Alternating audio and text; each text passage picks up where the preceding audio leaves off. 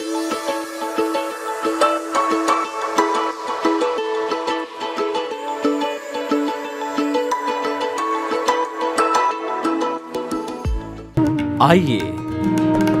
सुनिए, देखिए, समझिए सनातन सत्य। जैसी दृष्टि वैसी सृष्टि, दृष्टि विज्ञान। कुदरत, कुदरती रचना एवं कुदरत के कानून से शाश्वत सुख की प्राप्ति। जोधपुर के परम पूज्य महात्मा उपासक प्रोफेसर डॉक्टर सोहन राज तातेड़ के निर्देशन में सनातन सत्य। जैसी दृष्टि वैसी सृष्टि, दृष्टि विज्ञान।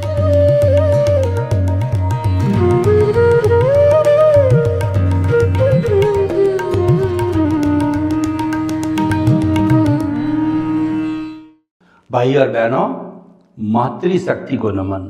आज का हमारा अति उत्तम विषय कुदरती रचना।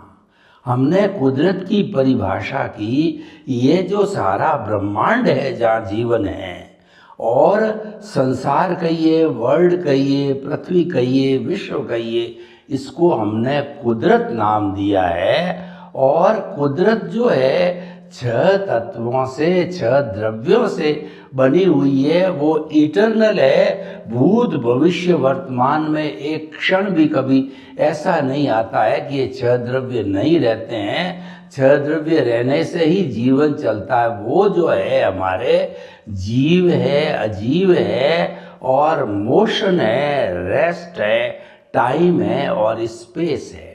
ये 6 मिलकर के कॉन्स्टिट्यूट करते हैं। कई लोग कहते हैं कि ये जो लोक है, संसार है, ये भगवान ने बनाया, भगवान ही चलाता है।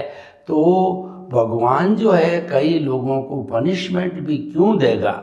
उनको जो है भगवान को बदनाम होने की क्या पड़ी है? वास्तव में साइंटिफिकली जो है ये ऑटो मोड से चलता है। ये 6 द्रव्य ही जो है इनका संचालन करते हैं, और इसी से ही ये सारी कुदरत और दुनिया चलती है। अब ये चलती कैसे है? वो कुदरत के कानून से चलती है। बिना कानून नहीं चलता है, वो अलग विषय है।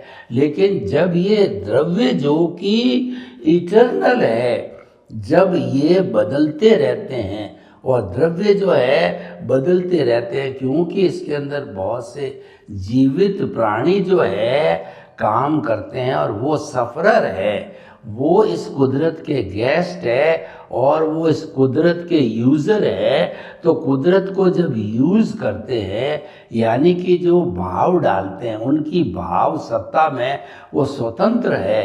तो उस भाव सत्ता के जरिए जब वो कुदरत की मदद से भाव डालते हैं, इसका मतलब कुदरत की रिस्पॉन्सिबिलिटी होती है। तो कहने का अर्थ ये है कि 84 लाख जीवा योनि बर्थ प्लेसेस के असंख्य अनंत प्राणी, जो जीवित प्राणी हैं, वही भाव डालता है, क्योंकि उनके अंदर ज्ञान दर्शन है। और जो जड़ पदार्थ है उसमें ज्ञान दर्शन नहीं होता है।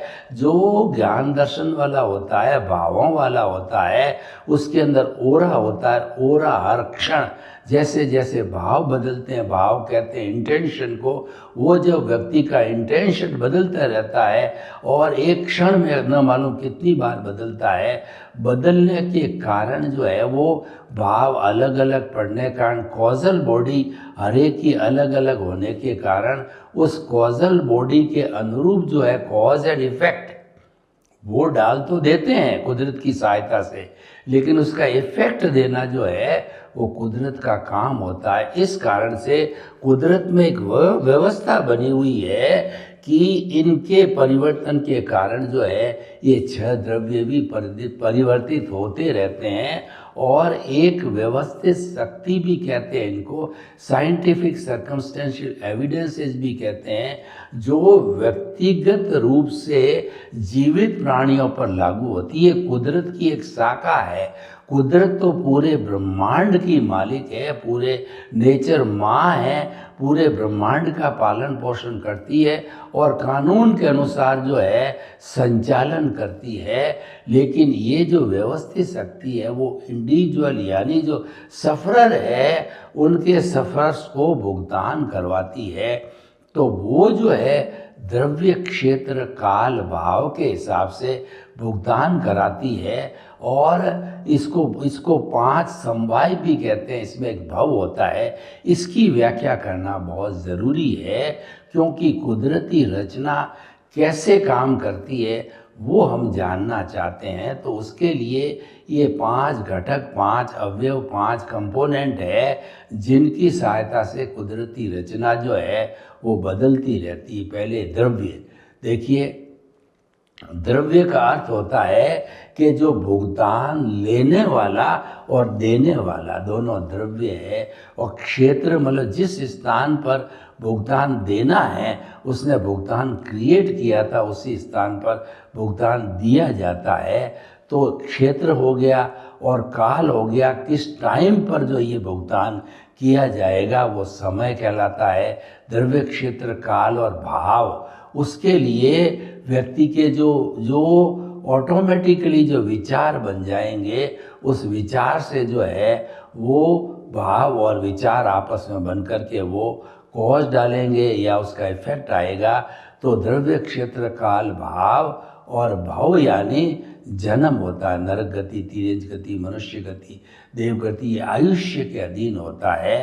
तो ये भी जो सारा है कुदरत की सहायता से होता है। जितने कर्मों का बंधन होता है उसके अंदर सहायक कुदरत होती है और उसका भुगतान कराने में भी कुदरत की मदद होती है, जो द्रव्य, क्षेत्र, काल, भाव, भव के हिसाब से कराती। मैं आपको एक उदाहरण देना चाहता हूँ, उससे चीज़ स्पष्ट हो जाएगी। देखिए कि जब तक ये 5 समवाय, इसमें से भव तो जो है वो एक बार जो आयुष्य का बंधन हो गया वो एक बार ही होता, बाकी ये 4 है वो हर क्षण बदलते रहते हैं। देखिए मैंने भाव डाले कि गर्मी है और मेरे बाल बहुत बढ़ गए, मुझे बाल कटाना चाहता हूँ, तो मैंने भाव किए कि आज मुझे बाल कटाना है और मैं कोई साधन लेकर के जिसके पास बाल कटाता हूँ उसकी दुकान पे चला गया। तो यानी मेरे बाल कटाने थे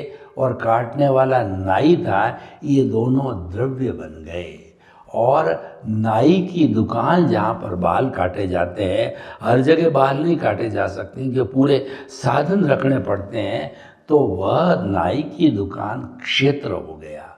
और जो है मैं जैसे 11 बजे वहाँ पहुँचा तो वह काल हो गया। द्रव्य, क्षेत्र और भाव मैंने किए थे, ये चारों जो है हो गए। अब देखिए मैं उस नाई की दुकान पर गया तो मैंने देखा कि 4-5 लोग पहले बैठे और पता किया कि वो नाई तो घर पे जो है आधा घंटे बाद भोजन करके आएगा।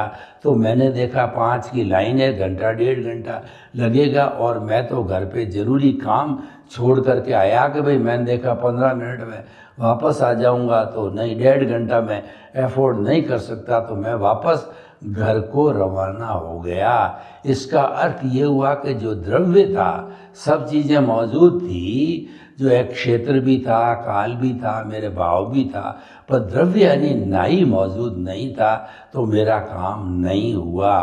अब क्या वापस दूसरे दिन मैंने भाव डाले कि मुझे जो है बाल कटाने हैं, तो मैं उसी नाई की दुकान पर गया, कोई भी ग्राहक नहीं था और नाई बैठा, तो नाई ने तुरंत कहा कि बाबूजी आइए बाल काट देते हैं, और उसने फटाफट बाल काट के मेरे को 15 मिनट में ही फ्री कर दिया। अब देखिए कि मुँह पे द्रव्य, क्षेत्र, काल, भाव सब मिल गए, तो मेरा काम हो गया। जीवन के अंदर चाहे छोटी घटना हो चाहे बड़ी घटना हो, वो इसी कानून के तहत ही पूरी होती है।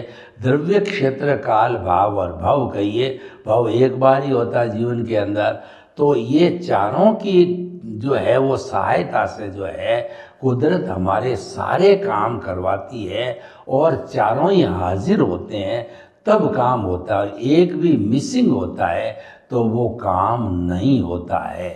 कई बार क्या होता है कि हम बहुत प्रयत्न करते हैं, खूब प्रयत्न करते हैं, जी लगाकर प्रयत्न करते हैं, हमारी पूरी एफिशिएंसी से प्रयत्न करते हैं, लेकिन वो एक बार, दो बार, 5 बार, 6 बार वो काम नहीं होता है। इसका मतलब द्रव्य क्षेत्र काल भाव में से कोई न कोई मिसिंग है, या इसको यूं भी कहा जाता है काल, स्वभाव, कर्म, पुरुषार्थ और नियति। तो इसमें से नियति को मंजूर नहीं होता है तो सब कुछ करने के बाद भी काम अटक जाता है। जैसे कि काल, काल का अर्थ हो गया समय, काल, स्वभाव, स्वभाव का मतलब योग्यता। जैसे स्टूडेंट है तो उसकी योग्यता पढ़ाई की होनी चाहिए। वो 10वीं का स्टूडेंट है तो 10वीं के लायक होना चाहिए। 5वीं वाला 10वीं की परीक्षा में न तो बैठ सकता है न वो पास हो सकता है। तो ये हो गया काल, स्वभाव और कर्म, यानी उसका लक साथ देना चाहिए तभी उसका काम होता है। वो अनलकी होता है तो पास भी नहीं होता। काल, स्वभाव, कर्म और पुरुषार्थ, यानी वह खूब पढ़ाई करता है, स्टूडेंट है और पढ़ाई करने नहीं पुरुषार्थ करता है। काल, स्वभाव, कर्म, पुरुषार्थ, नियति, सब कुछ ये कर रहा है स्टूडेंट। स्टूडियस है, वो फर्स्ट डिवीज़न, फर्स्ट पोजीशन आना चाहता है, लेकिन जिस दिन बोर्ड का एग्ज़ाम हो उसको 100, 2, 3, 5 डिग्री का बुखार चढ़ गया, तो बुखार चढ़ने से वो पेपर भी अटेंड नहीं कर सका, एब्सेंट रहा, तो वो फर्स्ट पोजीशन तो आना दूर रहा, वो पास भी नहीं हो सका, क्योंकि वह जो है एग्जामिनेशन ही नहीं दे पाया, ऐसी उसकी स्थिति। इसका मतलब ये है कि नियति जो है उसने काम को रोका, नियति काम नहीं कर रही थी। तो काल, स्वभाव, कर्म, पुरुषार्थ, नियति, ये पांचों मिलते हैं जब आदमी का काम होता। मेरी अंगुली हिल रही है तो ये द्रव्य क्षेत्र काल भाव के आधार पे हिल रही है, या काल, स्वभाव, कर्म, पुरुषार्थ, नियति पांचों मिले हुए जब हिल रही है। तो मैं आपको बताता हूँ, कोई लकवा वाला व्यक्ति है क्या वो अंगुली हिला सकता है? कोई कोमा वाला व्यक्ति है क्या वो अंगुली हिला सकता है? नहीं हिला सकता। यानी कोई न कोई द्रव्य क्षेत्र काल भाव में से या काल, स्वभाव, कर्म, पुरुषार्थ, नियति में से कोई न कोई जो है वो कंपोनेंट मिसिंग है, इस कारण काम नहीं होता है। ये जो है कुदरती रचना का लॉ है, इसको कुदरत का कानून कहा जाता है और ये कुदरती रचना के साथ चलता रहता है। अब देखिए कुदरती रचना का अर्थ क्या हुआ। कुदरती रचना मतलब ये छह जो है वो द्रव्य बदलते हैं कुदरती रचना। इनके बदलने से क्या होता है? इनके बदलने से सर्दी आती है, गर्मी आती है, बरसात आती है, पतझड़ आता है, नए नए फूल आते हैं, पौधे आते हैं और फ्रूट्स आते हैं। आपने देखा होगा कि हर जो है वो ऋतु में अलग अलग तरह के फ्रूट्स आते हैं। ये सारी कुदरती रचना है। ट्रेन चल रही है, गाड़ी चल रही है, देश है और 210 कंट्रीज है और वो सैटेलाइट से जुड़े हुए हैं और सब कंट्रीज की बात एक से दूसरे तक होती है। ये सारी कुदरती रचना है। 200 कंट्रीज का पूरा भी ये जो पृथ्वी है जिसमें 7.8 अरब की जनसंख्या निवास करती है, जहाँ पर पेड़ पौधे हैं, हमारे वन हैं और पक्षी है, एनिमल्स हैं और पशु है।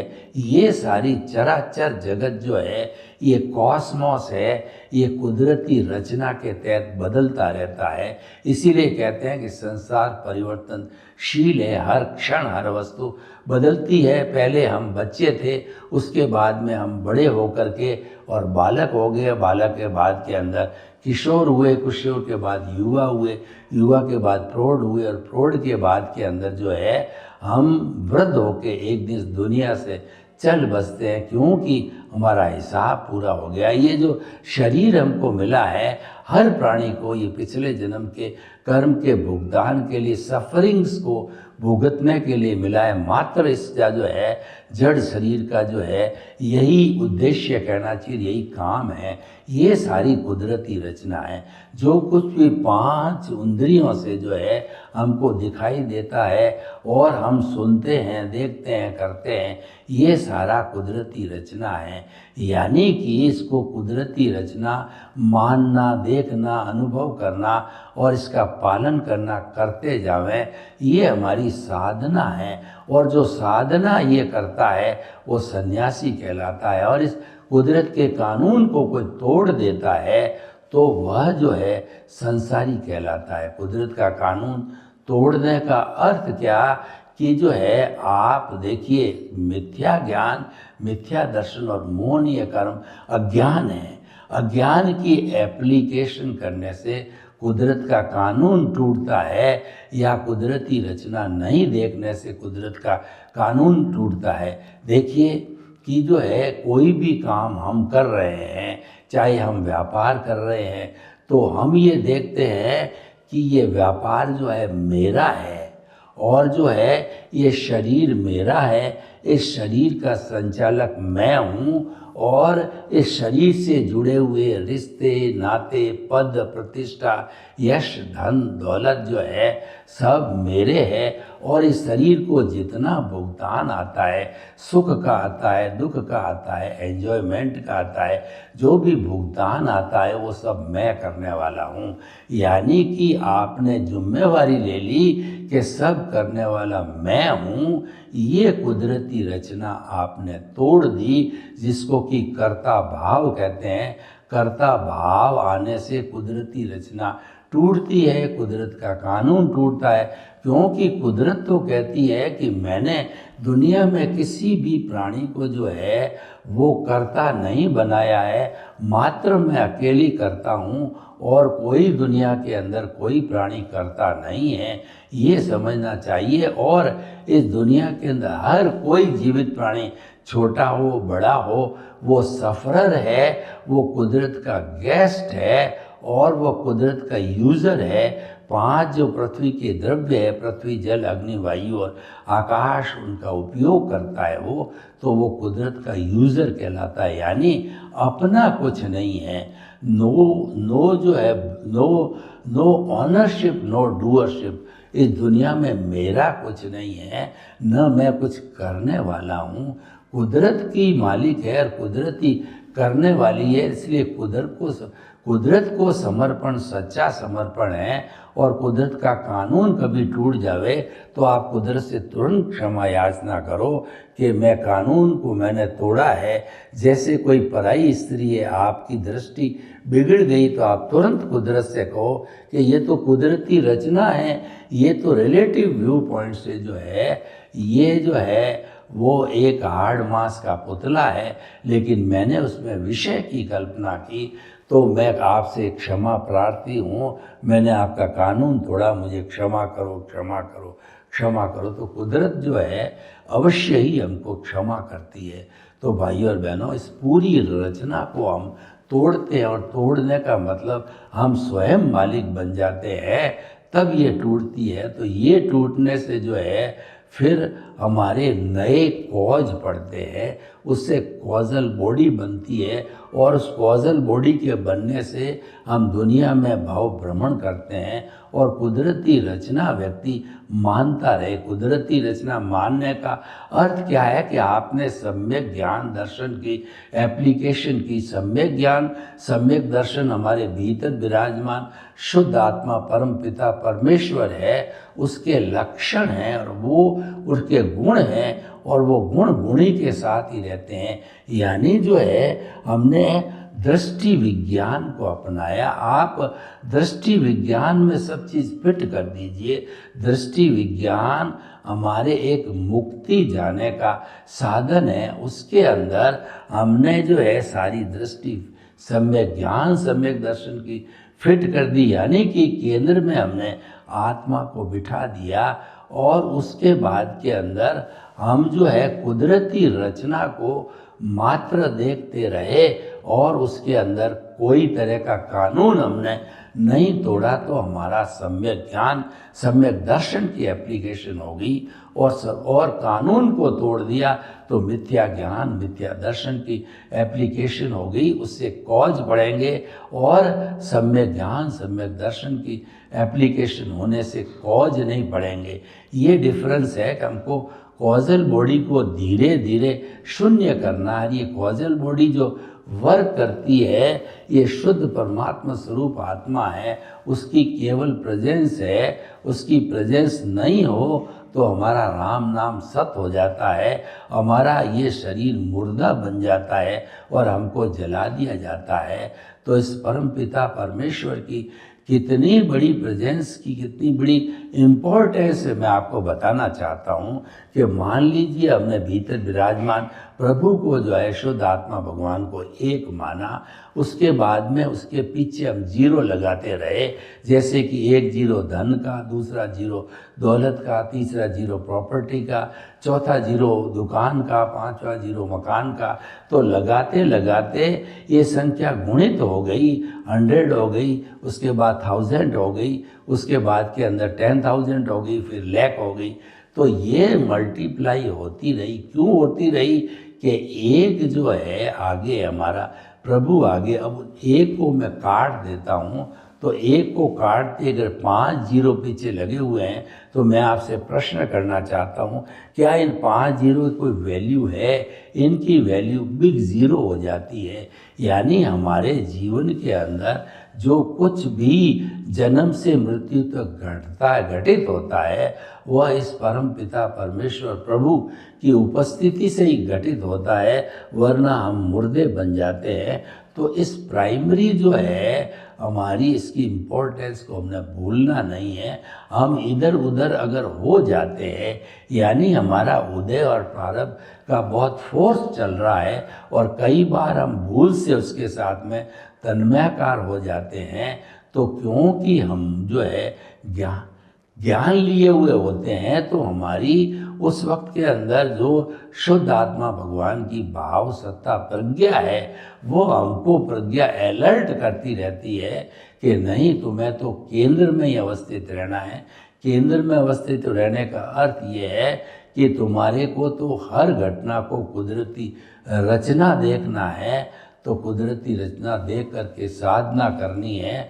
तो ये कुदरती रचना देखते देखते हमारी जागृति जो है इतनी बढ़ जाती है कि वो 100% तक हो जाती है। हमारी प्रतीति तो हमने जब एनलाइटनमेंट किया, जब हमने ज्ञान लिया, गुरु से कहिए या जो है वो हमारे ज्ञानी पुरुष से कहिए, तो हमारी 100% प्रतीति तो बैठ गई कि मैं मन वचन काया से मुक्त ऐसा शुद्ध आत्मा हूँ, ऐसी प्रतीति बैठ गई। उस प्रतीति के बैठने के साथ साथ में हमारा मन वचन काया कार्य करता रहता है, तो वो कुदरत के अधीन है, उसको कुदरती रचना के अधीन मानना है। और कुदरती रचना बदलती रहती है, इसलिए कुदरती रचना को देखते रहो। यानी कि ये प्रकृति को और पुरुष को अलग रखो। आपको करना क्या है, जीवन भर जो कुछ भी ये प्रकृति कर रही है उसको देखना है और देखते देखते जुदापन की जागृति करनी है। आपको ये मानना है कि शरीर मेरा नहीं है, मैं शरीर का संचालक नहीं हूँ, मैं तो प्रकृति का यूज़र हूँ। इसको भेद विज्ञान करना है और इसको जुदापन की जागृति भी कहा जाता है, इसको गाता दृष्टा साक्षी भाव भी कहा जाता है। तो ऐसा करते करते हम जो है कुदरती रचना देखते देखते हमारा जो जागृति जो है एकदम ऊपरी लेवल पर जाके फिक्स हो जाएगी, जो कि हमारा अंतिम रियल पुरुषार्थ है। और अंतिम रियल पुरुषार्थ के बाद में 360 डिग्री का जो है हमको ज्ञान हो जाता है। यानी कि प्रकृति जागृति और अनुभव जो है हमारे को 360 डिग्री के लेवल पर पहुंच जाता है। आत्मा का स्पर्श और अनुभूति, संपूर्ण अनुभूति होती है, आत्मा को पा लिया होता है। तो वह स्थिति केवल दर्शन की हो जाती है। उसके बाद के अंदर कोई भी पुरुषार्थ नहीं करना है, और पुरुषार्थ करने वाली, चाहे रिलेटिव पुरुषार्थ हो, चाहे रियल पुरुषार्थ हो, चाहे सनातन सत्य का पुरुषार्थ हो, वो करने वाली हमारी प्रतिष्ठित आत्मा है, वो स्वयं समाप्त हो जाती, जो अज्ञान से बनी हुई है। और अज्ञान के कारण ही हम भव भ्रमण करते हैं, और कुदरती रचना देखते देखते अज्ञान इरेज होता रहता है, और वो सम्यक ज्ञान दर्शन की एप्लीकेशन के कारण होता है। इरेज होने के कारण धीरे धीरे जब संपूर्ण उसका नाश हो जाता है, तो नाश होने पर हम शुद्ध होकर के सिद्ध बुद्ध और मुक्त बन जाते हैं। तो भाइयों और बहनों, हम आपको बताना चाहते हैं कि आप जीवन में एक बड़ा सिंपल काम है कि जो कुछ भी घटित हो रहा है उसको कुदरती रचना मानो, क्योंकि होता वही है, जो होता वही है, जो मंजूर खुदा होता है। करने वाली प्रकृति होती है और प्रकृति करती रहती, इसको अलग रखो। और जो ज्ञान दर्शन वाला पुरुष है उसको अलग रखो। जीवन भर यही साधना करनी है। आप जो कुछ भी काम कर रहे हो अपने जीवन में, चाहे आप शिक्षक हैं, व्यापारी हैं, कोई भी काम करो, काम करते करते कुदरती रचना देखते देखते आप शाश्वत सुख की प्राप्ति कर सकते हैं। सर्वे भवन्तु सुखिनः, सर्वे सन्तु निरामया। लोग के जीवों को सुख मिले, शांति मिले, आनंद मिले, और हम सब कुदरती रचना देखते देखते जो है अंतिम पुरुषार्थ केवल दर्शन को प्राप्त करें। आपके प्रति मंगल भावना। ओम शांति।